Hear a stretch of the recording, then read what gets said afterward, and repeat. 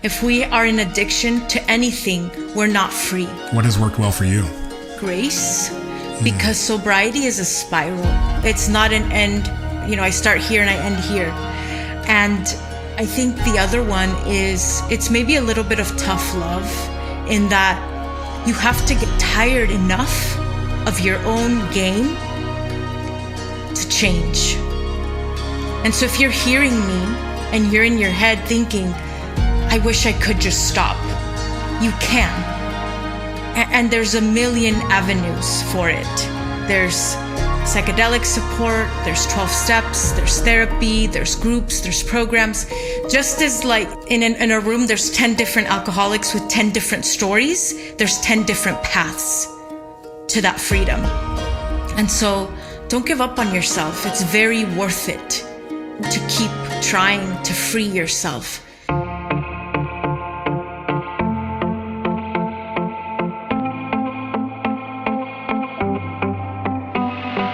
Peace, fam. Adam Jackson here with another episode of the Sacred Sons podcast. Brothers and sisters, as many of you know, we have expanded our community.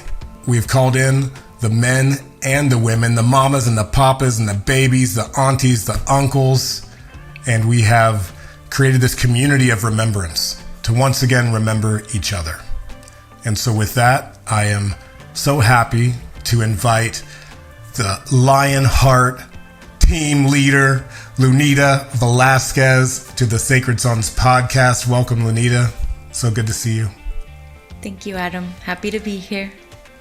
Yeah, we were just chatting, and it's like in a short amount of time, we've had a lot of really full experience together. Yeah, we said yes, and it was yes to the full spectrum for sure. Yeah, exactly. And, beyond the work and some of the things we'll talk about today, it's just been great to get to know you and to know your family. We've been to backyard barbecues, we've been to birthday parties now, and these are the things that really matter to me when it comes down to it. And so I'm so grateful that you've chosen to be a part of this. Thank you.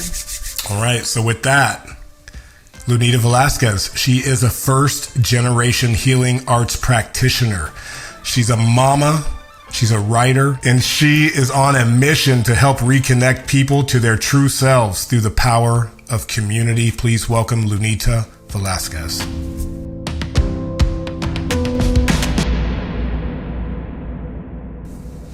Thank you, Adam. Yes. So, Lunita, I have a sense of who you are, but could you please introduce yourself?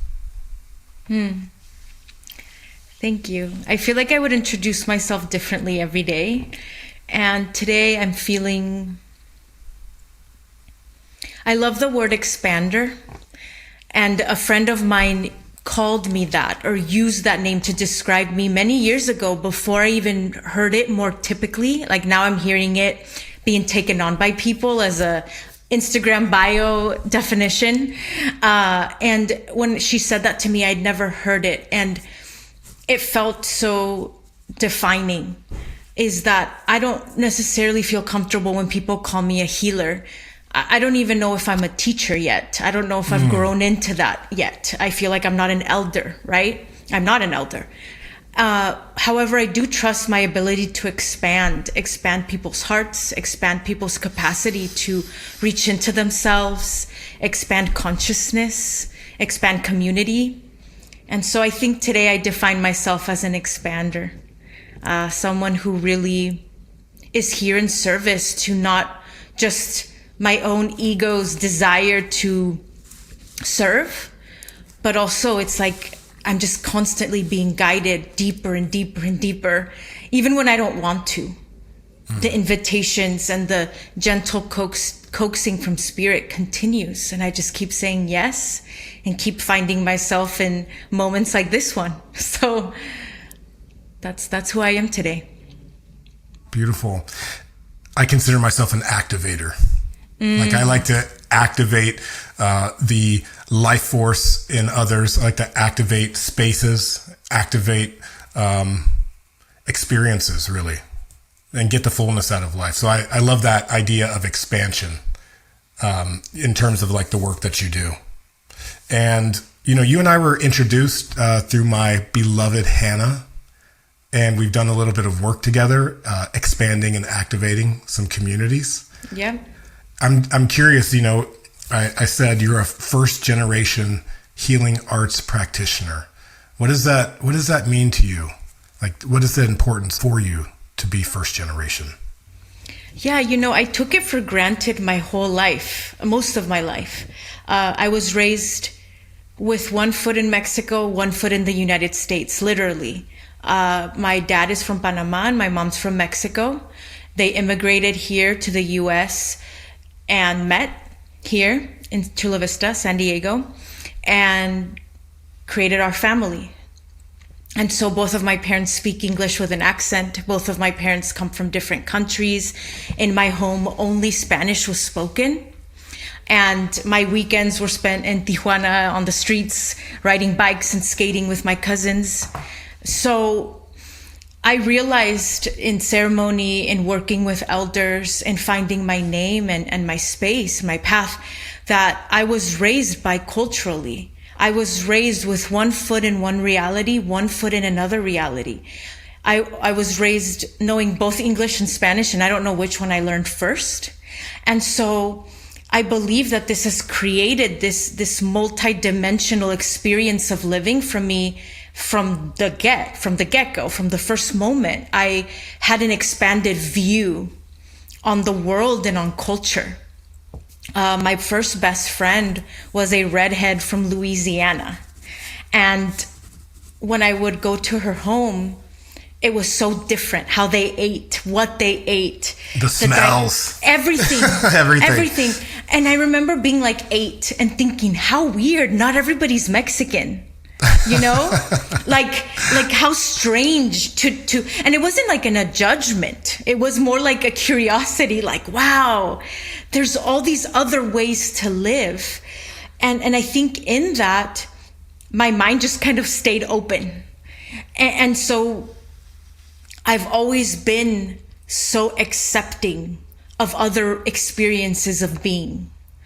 And I believe that to do the work that I do, I have to have this wide panoramic lens, right? If I'm only looking at things this or that, black or white, I'm missing the entire spectrum, this entire, like it's a prism. I feel like every human is a prism with all these facets, all these ways that we reflect light.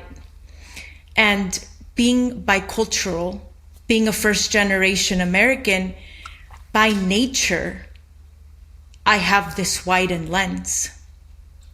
And so that's maybe even more of an appreciation for the beauty in our differences. Yes, I have never felt that difference was dangerous, ever. If anything, I invite it, I welcome it. And from within being raised in a middle-class Mexican family, I was different. So it's like a full spectrum difference. I was different in my school. I was different in my friend group. And I was also different in my own family of origin. So I kind of came in with that blueprint of holding a different way of being. I call us bridge people. Absolutely. We are bridge persons who bridge cultures, bridge different perspectives even. And then something else I think I know about you is you also maybe were a bit into some punk rock and yes. DIY and hardcore and music. Like you come from the music scene as well. I've been noticing just in this space that we're in the quote unquote spiritual work, healing work, a lot of folks who come from like this punk rock DIY background now later in their lives are gravitating towards this work. Do you see a little bit of that too? Oh yes. Like the spiritual healers covered in tattoos, you know what I mean? 100%. Yes, I've actually made this joke with a few friends. Some, I won't name drop them, but some really, tantric practitioners, really deep, adept lineage holders who were goth kids, who were punks. Yeah. And I think to really be in the realm of spirit, we're on the fringes, right? And when you're a punk kid or a goth kid, those fringes are home. That's where we find our identity. That's where we find our people. Yeah. So of course we would grow up and continue to stay in that perimeter of culture, for sure. Yeah. I have a past of headbanging on stages and being in the energy of like, it's also of a movement, because like music, and especially in my case, like hardcore and metal music, it is a movement. And so now it's like the energy is the same, but the movement has changed, and what we're moving towards has changed, but it still has that essence of the esoteric, of the outsiders, of something that is outside of the norm. Yes. And I think there's something special to those who can see, maybe the nuance, the subtleties of like what is, kind of like of the human experience, but that's outside of the status quo. Mm-hmm. Yeah, absolutely. I don't think I could stick to the status quo if I tried. I actually did try. I tried to be very normal, and I ended up becoming an alcoholic. So I don't believe that trying to fit into the mold serves me or is even possible for me in any healthy way. But I love to see our trajectory, right? Like being punk kids, headbangers, and sobering up, maturing to chase that same movement, but now in the service of a bigger vision, a more concrete vision of collective healing and freedom and expansion. I'm in for it. Yeah, and maybe there's a part of the willingness to go into those spaces, into the primal expressions, that we have a little bit of history doing that. Yeah, it's cool. That's one of the things I immediately connected with you on. I'm like, oh, like I see you. I see where you might have come from, in this. Yes. Yeah, just because you mentioned, I also met you as a sober person, and you've been vocal about that, and I think that's really something to highlight here. As someone who has battled alcoholism. And how long have you been in your sobriety journey? I started my sobriety journey in 2017. I fell off the wagon a couple times, and I'm almost 5 years sober now. Yeah. I mean, what's maybe a bit of advice or a piece of your journey that you could share with us to let somebody know who might be at that point where they're ready to give it up? Or maybe they've fallen off the wagon and just need a little bit of inspiration to get back on. What has worked well for you? Yeah, I think the first thing is grace, because sobriety is a spiral. It's not an end. I start here and I end here. It's a spiral, because 1 year sober, 2 years sober, 10 years sober, there's a deepening. You're on this end of the spiral, and then you're on this one, and we start to learn and we start to uncover more and more and more. So I think number one is grace. If you fell off the wagon, it's okay. You can get back on.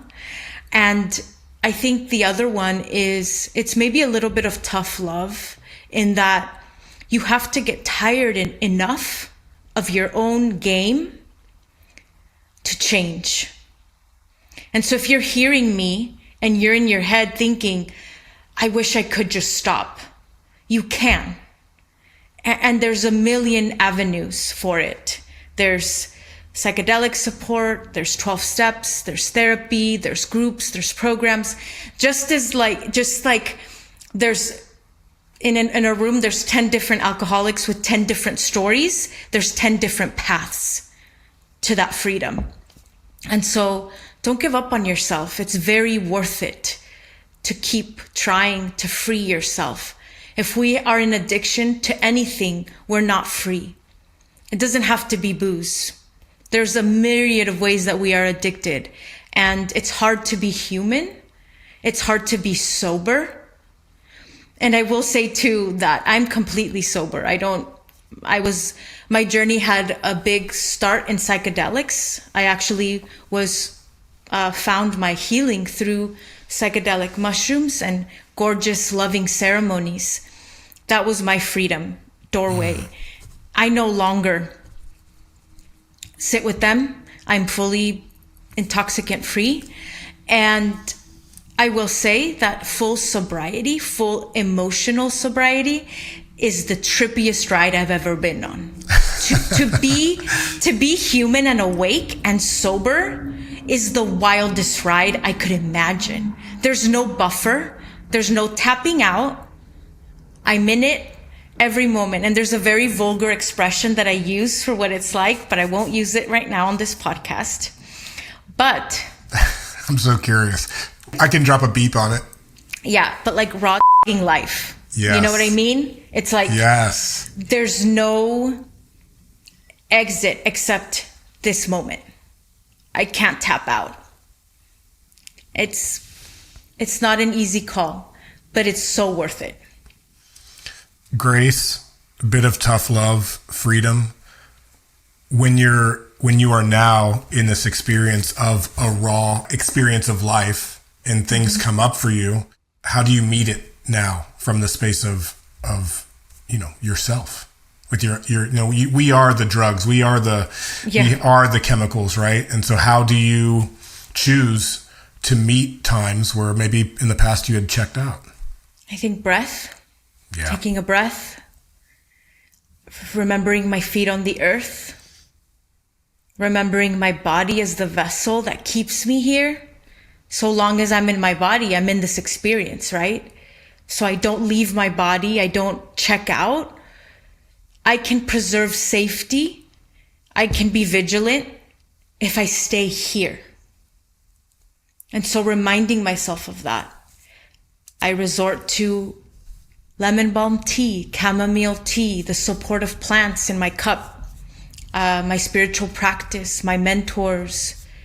I think having an anchor to God is so important.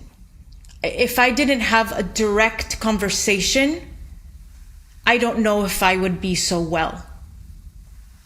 I'm not interested in a middle man or a religion to foster my spirituality. I'm interested in a direct communion with God. And I think that direct conversation is what keeps me here in a good way.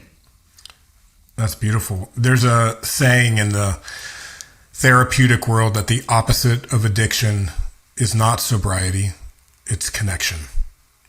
And so in your case, I hear it's through communion with God.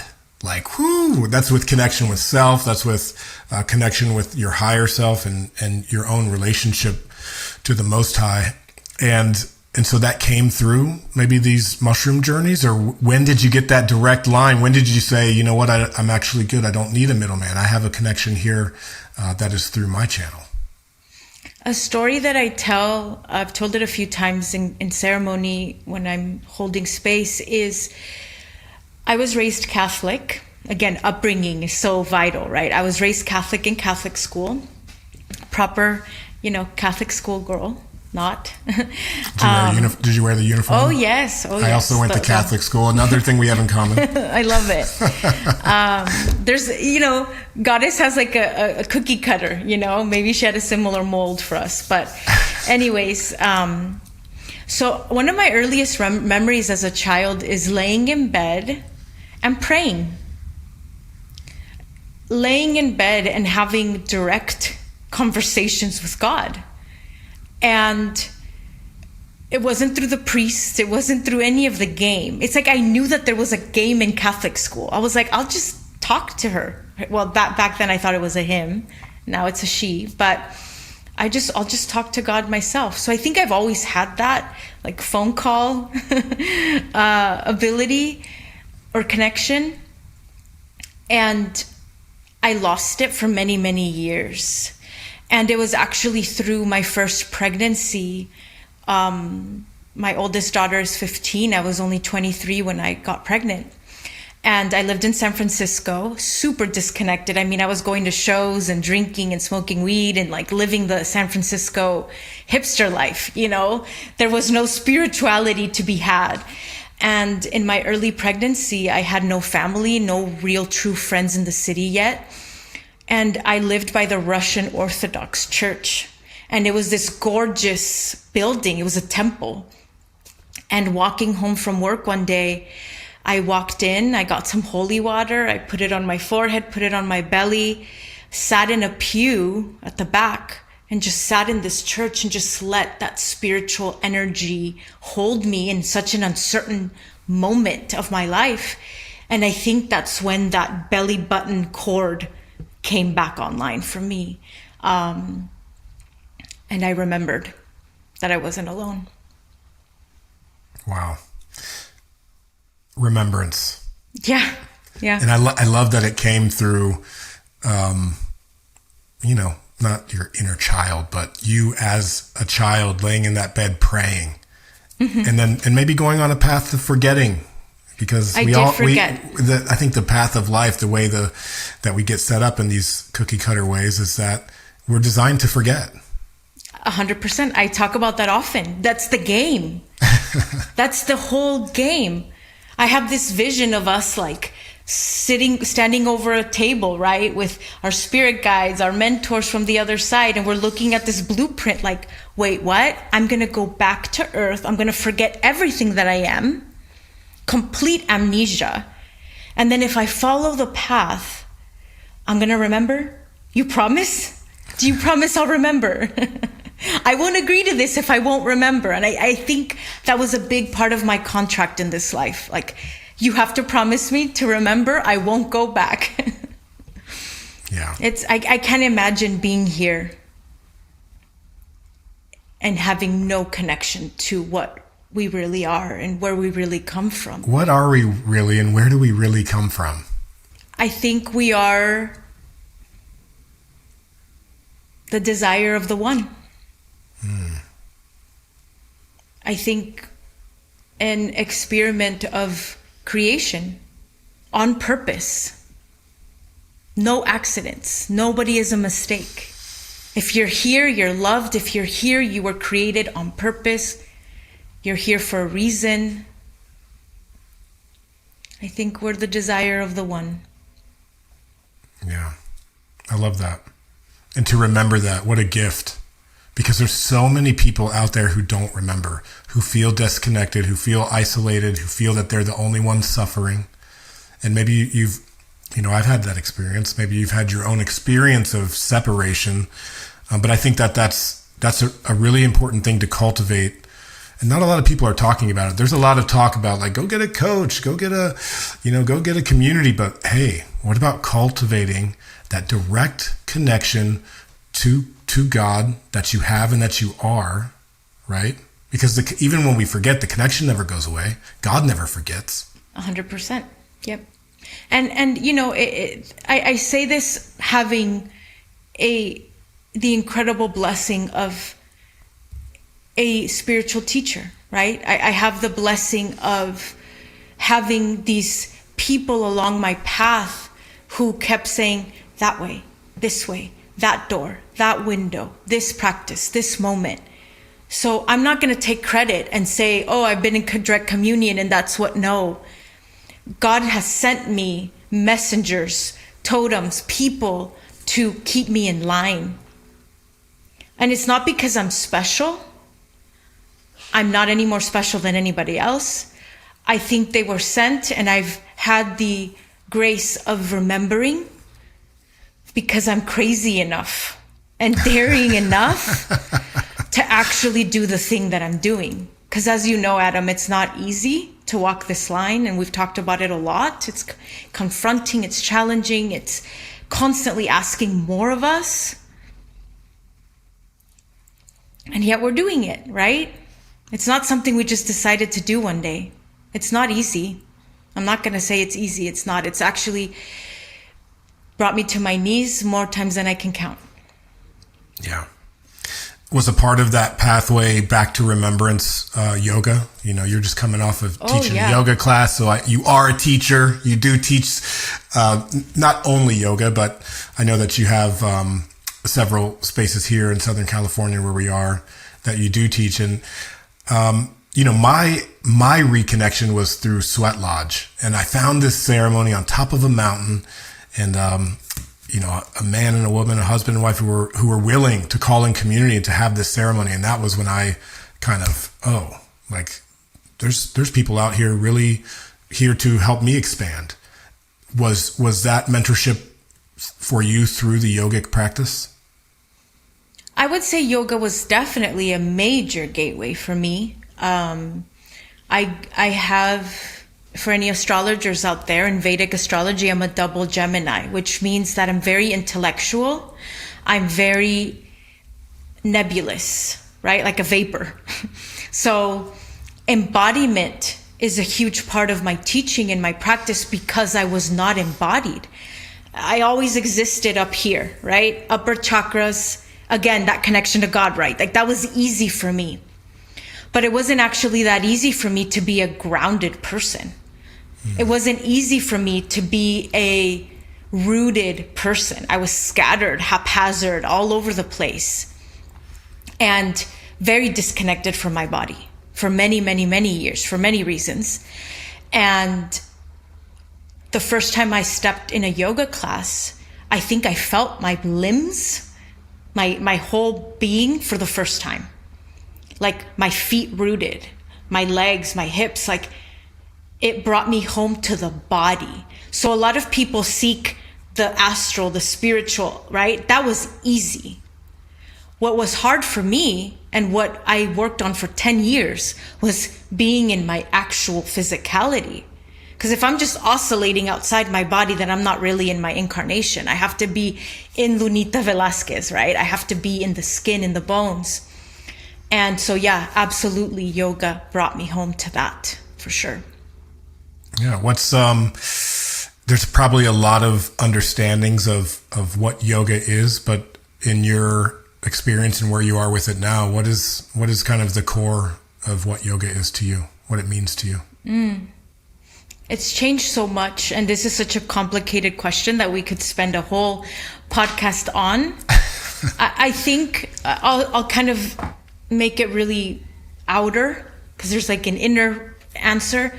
The outer answer is that yoga is needed, and that's why it's here, right? It's the yogis brought it here 100 years ago or so, to the US, to California, to LA, actually. And are you talking about Swami Yogananda? Yes, and his predecessors, yeah. Yeah, cool. Late 1800s, landed in Los Angeles. Yeah. There were predecessors to Yogananda?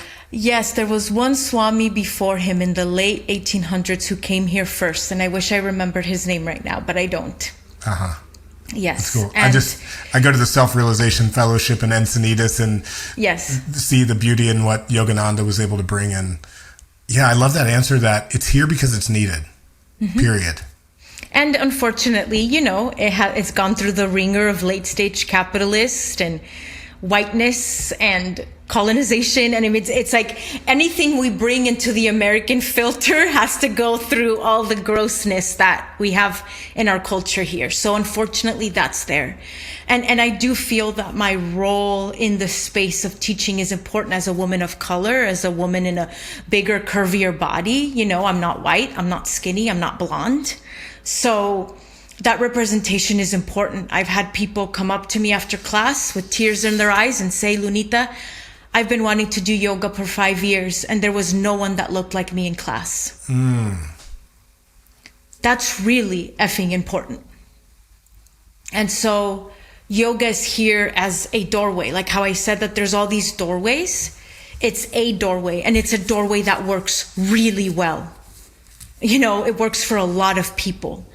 And I feel very honored to hold that lineage and to hold it with integrity, with love, not whitewash it, not dumb it down, not filter it, to really hold an emanation of true lineage-based grit and love for the practice. I'm very proud of that.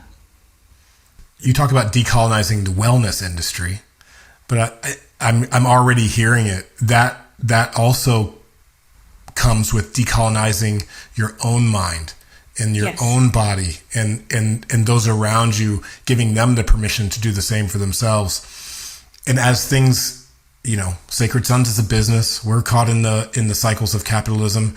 I'm sure a lot of the things that you partake in, have those pieces of colonization embedded.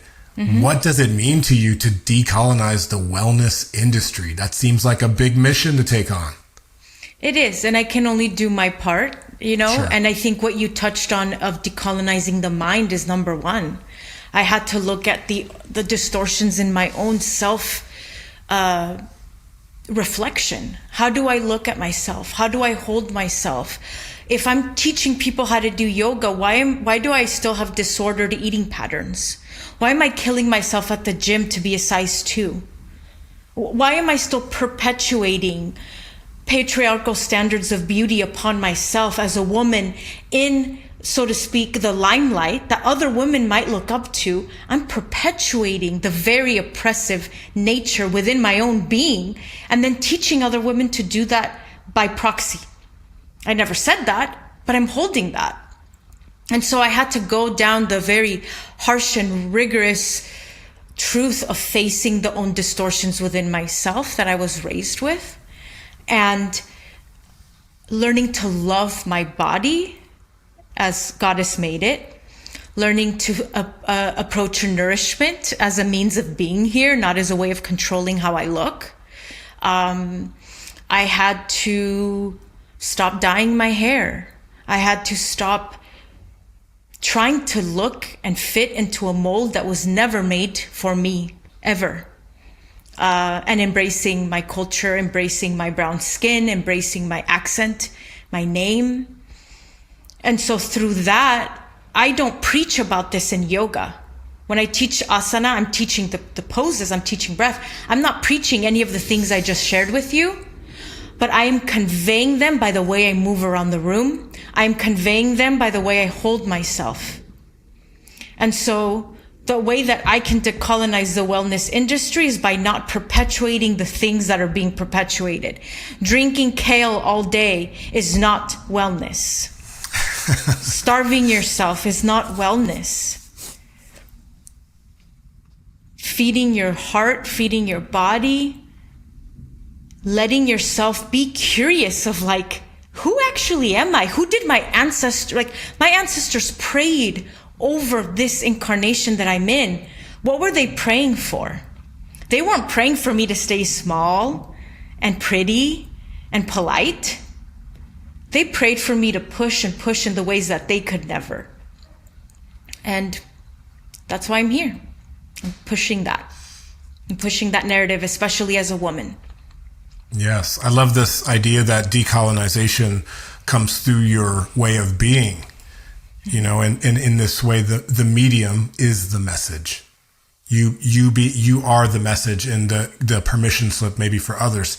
And so if there was a brother or sister listening right now and they're going dang, I don't fit the mold of these beauty standards, or I'm drinking a lot of kale smoothies, trying to. There's nothing wrong with it. There's nothing. No. Wrong Now with they say too much kale is bad because of all the pesticides put on it. But I'm just being light with it. But there's all kinds of stories that people are telling themselves that they're not enough. Exactly. So if there's a brother or sister out there that has a story that as they are, they're not enough, what is the message you would give to them?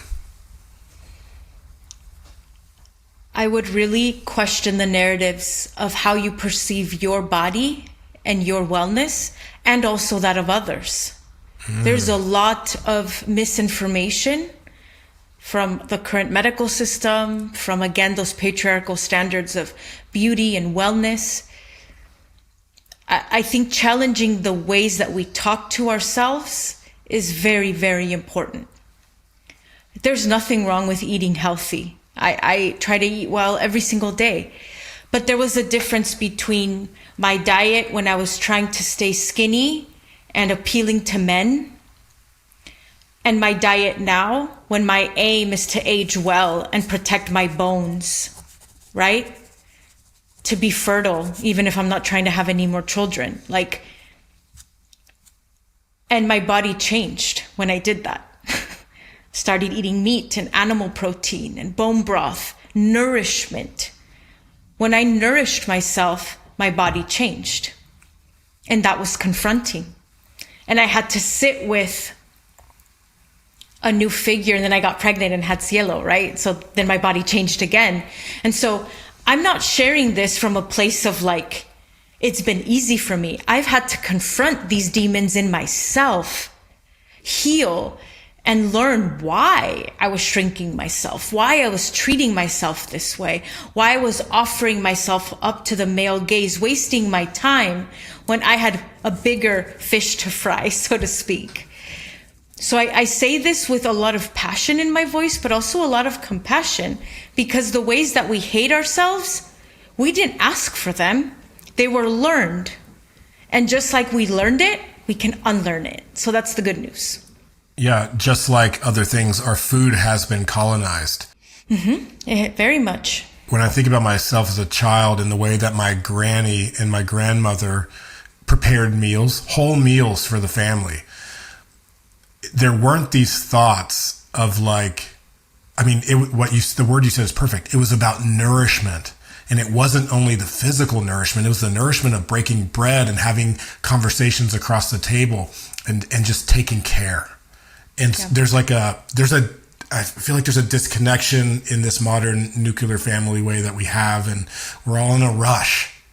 And sometimes there's no time to actually prepare a meal. So we eat the colonized food. We eat the colonizers' food. We do. And so community, we have these communal experiences where we get to reclaim a little bit of that. At least the communities I sit in, there's always a potluck associated with whatever activity we're doing. There's always an act of nourishing, both in the form of connection and food is such an important part of that. And our relationship to food it's an interesting thing to think about it as being colonized.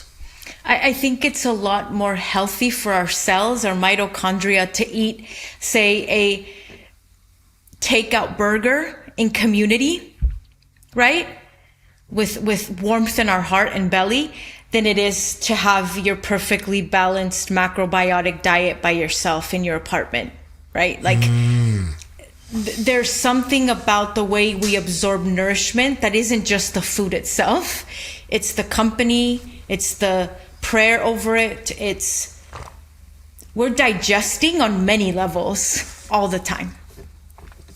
Yeah.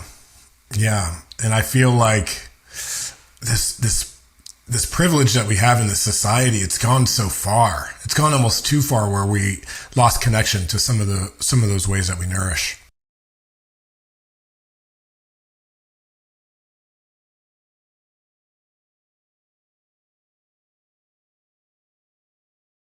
Different for all of us. And there's something about bringing back that ancestral nourishment that our bones and tissues recognize. It's pretty major for that vitality and endurance that we need in life right now. Yeah, my granny cooked a lot with lard, and she cooked greens, and some of these things, they're coming back, but in a way that they're repackaging and selling it back to us. It's very interesting. I'm thinking of tallow, beef tallow, right? For a while it was like cook everything in coconut oil. Like that's the way. And now it's beef tallow. You got to use beef tallow. It's like they've made a trend to ancestral ways, which is not a bad thing. Yes. It's not a bad thing because it brings it to the mainstream. Yes. It's just bad when there's such a high ticket to the things that belong to us. Right. Yeah. Yeah. It's pretty funny. Yeah. Interesting. What'd you have for breakfast today?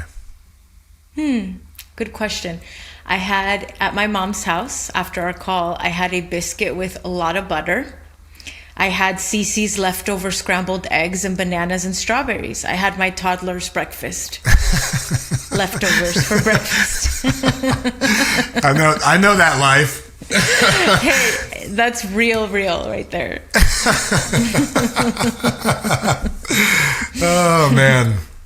Yeah, it's cool though. I mean, maybe along the way, there's no right way or wrong way, really. But I like what you said. Remember what your ancestors ate as a tip. But not only what they ate, but how they ate. Because also one thing I notice about myself is when I am eating in community, I actually take in less. If I'm by myself on the couch watching a movie or whatever it is, I'm going to consume a lot more. Yes. Isn't that interesting? Yeah, and it makes perfect sense. There's comfort in food, and that's not a bad thing. We're programmed that way. There's no problem with the comfort in food. It's when it flips to the numbing out, to the addiction, right? How I mentioned that it's so natural to want to numb out, and food is a way that we try to numb out. And so tipping that scale between the comfort and nourishment of food is beautiful and appropriate, but just checking in with, okay, I'm actually full. Why am I still eating? Right? Yeah. Food. Also one of the addictions of the time. Yep. Yeah. I feel like I was also raised on a lot of sugary cereals. And I did, only later in life did I look back and go like, oh, dang, I'm addicted to sugar. Oh, yeah. You know what I mean? Oh, yeah. That's the one that comes up in my life too. And checking in with that and doing a sugar fast where I cut it out completely. And that's when it really confronts, like, wow. And that's, sugar is, especially if your ancestors are indigenous to these lands, sugar was the colonizers' poison. They brought sugar to Mexico. And it was very toxic. Just some current events. So we're here in San Diego, right on the border of Mexico, the famous border that is being spoken about so much right now. There are currently these ICE protests happening in San Diego, in Los Angeles, and really all around the country. Is this something that on a personal level you feel connected to? Is this something that impacts you? Are there people in your community who are impacted or feeling fearful in this time? Just from your perspective of a first generation, person, I'm just curious what your thoughts are on what's happening. It's very scary. It's very scary to the community. My parents had the resources to immigrate with papers, but my parents had to work very hard to make it, right? To support my sister and I, to put us through school, to put a roof over our heads. So I was raised by women who would be deported by ICE today.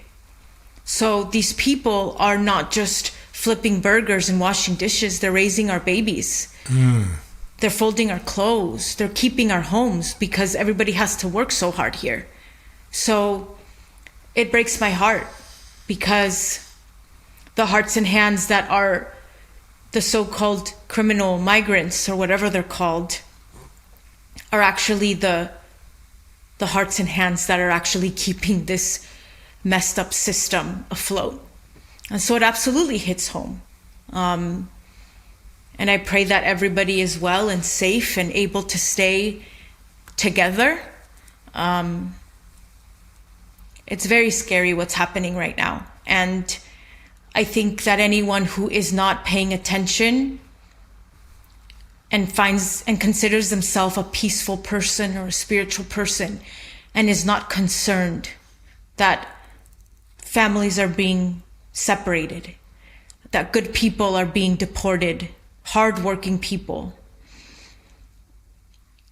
that's really something to do some serious self-reflecting on. Because it's happening right here in our community, like you say.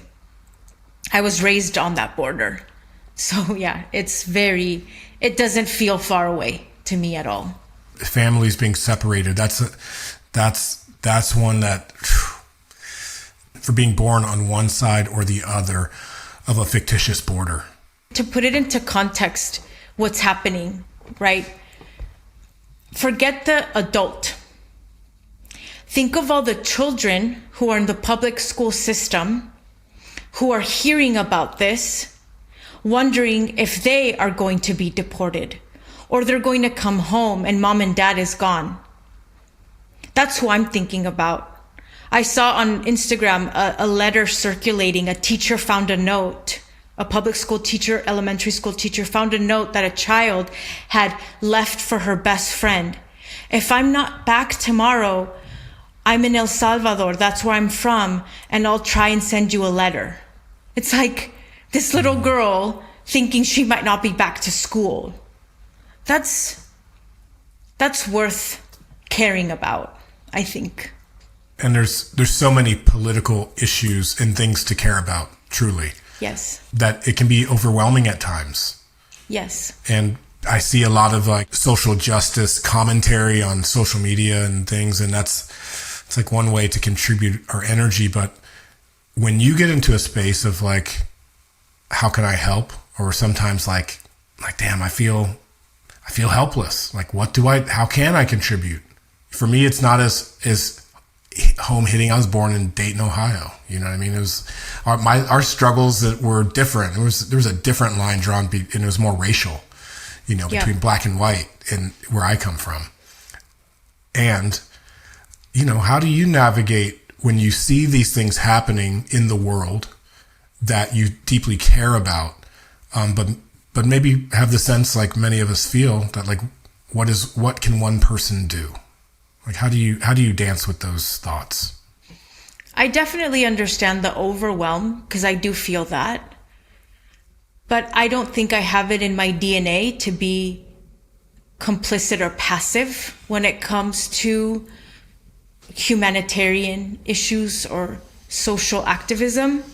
I'm an activist at heart. I've shared with you that my grandfather was part of the underground resistance that helped free the Panama Canal from United States Army.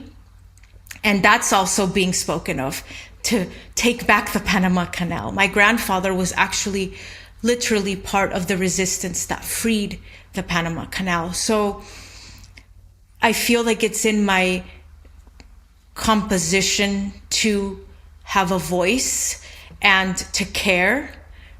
And I think we all have a role, right? Like, not everybody is going to be in the streets protesting. Not everybody is going to be on their platforms educating people. We don't all have to take the same role, but doing nothing, we don't get to do nothing. So if your role is to bring community together and be the co-founder of Sacred Sons, then that's your mission. And that's how you're helping free us, right? Right. But we don't get to just do nothing, right? Like I believe most people are inherently good. And I think it was Desmond Tutu that said that if we choose to do nothing, we are actually choosing the side of the oppressor.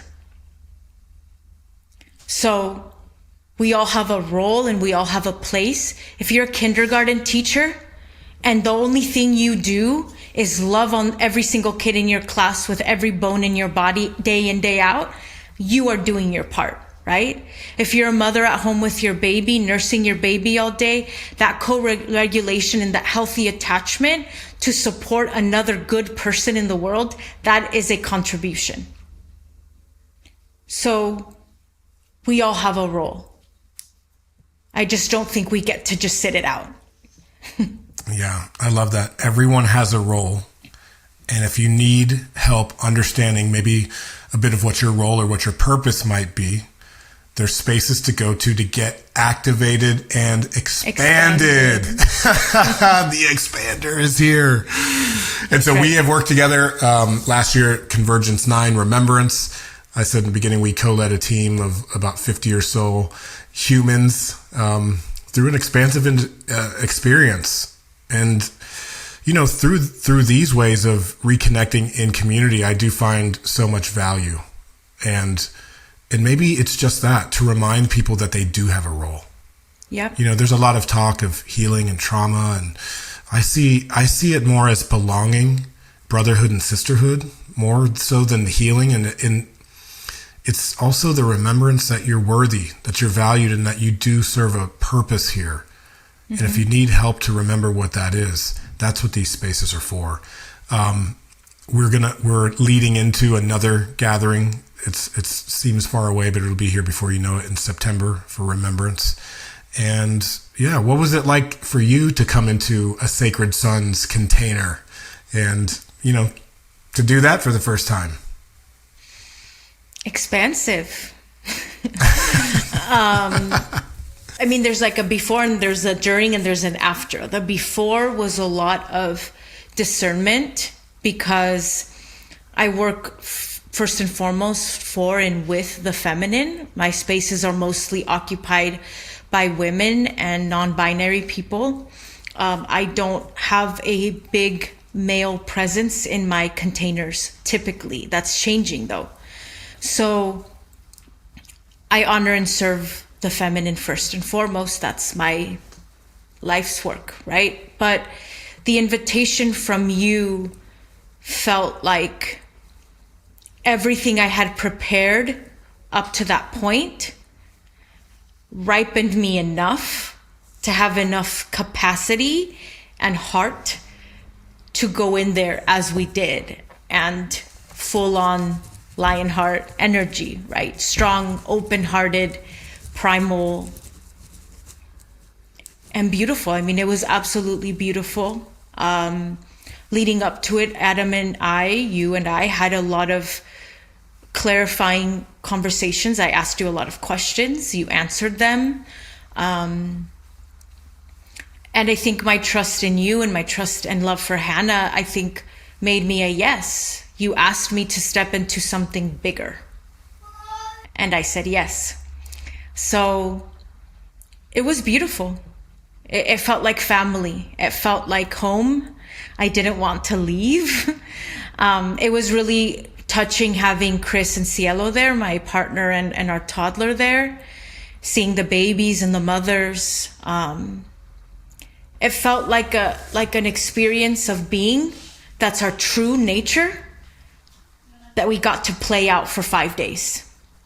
And then we kind of go into the real world, which is actually not the real world. It's the culture we're in right now. But I think that what we were creating, what we were in, is actually what we really are. And everything else we're doing is just some other karmic undertaking. The square world. We go from the round circular world back to the square world where all the energy gets stuck in the corners and in the crevices. It did feel like family. My family was also there. We also had Ronnie, DPF, Stephanie, Marilyn, Danielle, Michaela. Oh my gosh. Just like also to be with other folks who have found their purpose in this work of service. And being of service to others to expand our human experience in our individual capacities. Mm-hmm. Yeah, there's a sense, I feel what you're saying. It's like, that's the real. That's the real when we're in that depth of connection in that way. And I think it's felt. I think other people feel it and say that like, ooh, like this, oh, here I am. I remember going into ceremony, going into these gatherings in the past and like, oh, there I am. It's almost like oh, that's me. That's actually me, right? And it's cool because in our team, we had a lot of healers and therapists and practitioners in their own right, making moves in the world. So to be able to hold them in that experience was very cool. Yeah. I look forward to refining it, running it back. If you were to invite someone to this experience, maybe they're listening to this and they're like, I don't know, am I welcome in that space? You know, how would you invite someone into this work that we are doing? I feel if there's any inkling or stirring of curiosity, it's so worth following that. It's so worth it.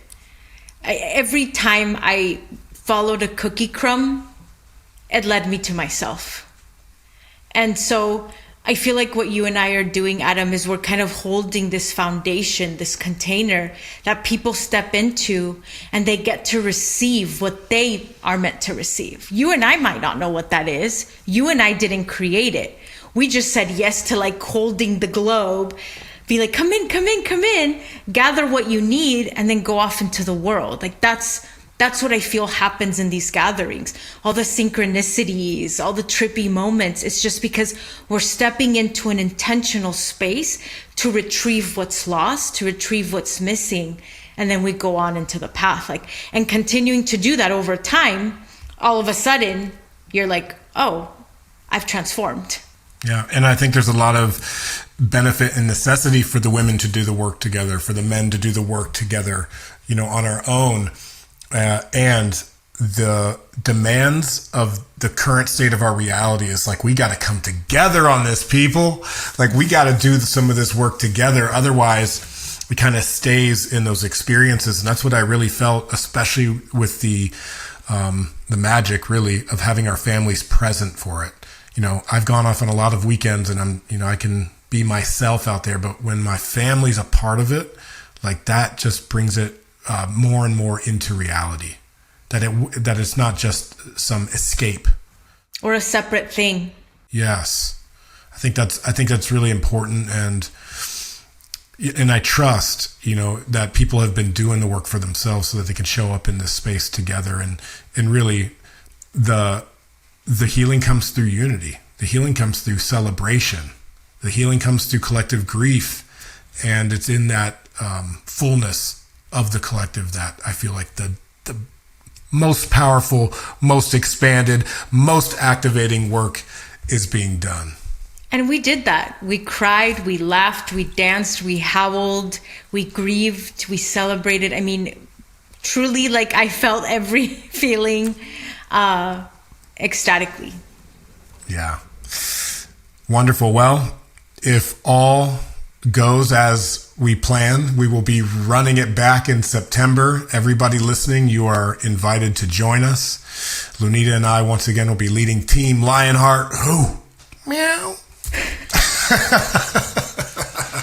Thank you for including the meow.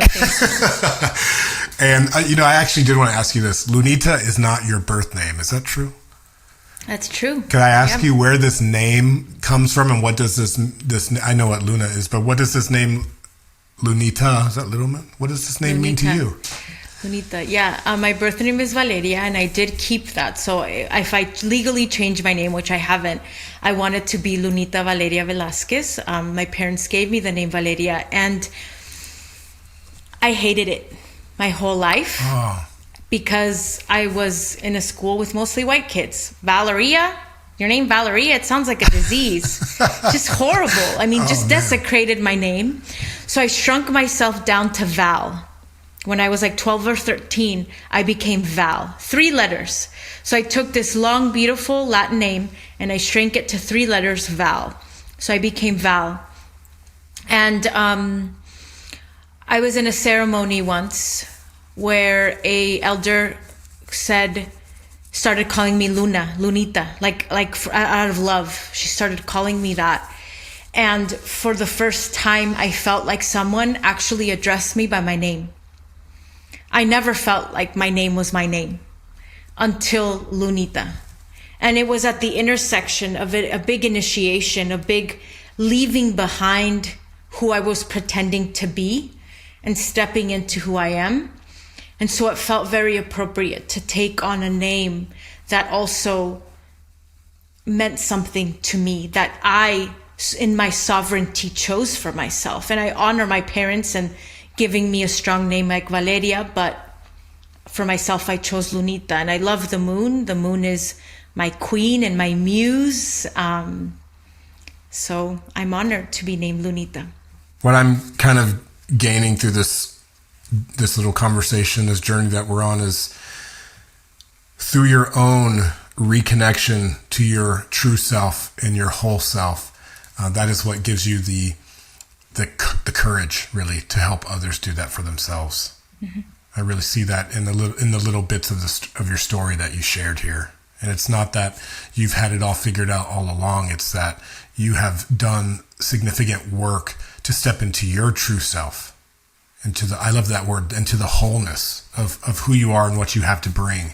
With that, Lunita Valeria Velasquez, is there any final message, prayer, song, poem, or offering that you would like to leave with the brothers and the sisters who are listening? Yes.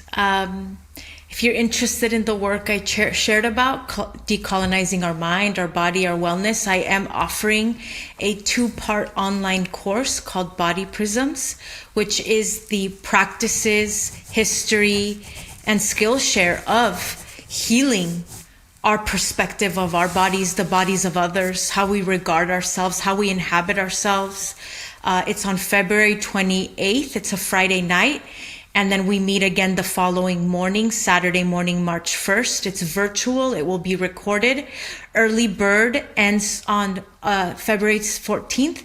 It's only $55 for 2 separate teachings over 2 days.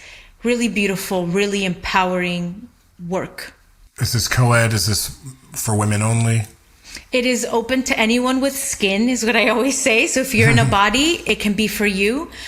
Disclaimer is that I am a woman and a mother, so there is a lens that leans toward the feminine, but it can absolutely be for anyone, for a man who's seeking to decolonize his perspective of women, right? A father who wants to offer these teachings and hold these teachings for his daughter.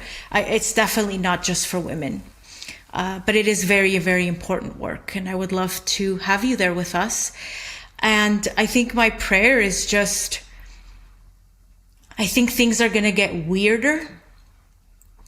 And that's not to be a cause for alarm, but it is a moment to really decide to inhabit ourselves.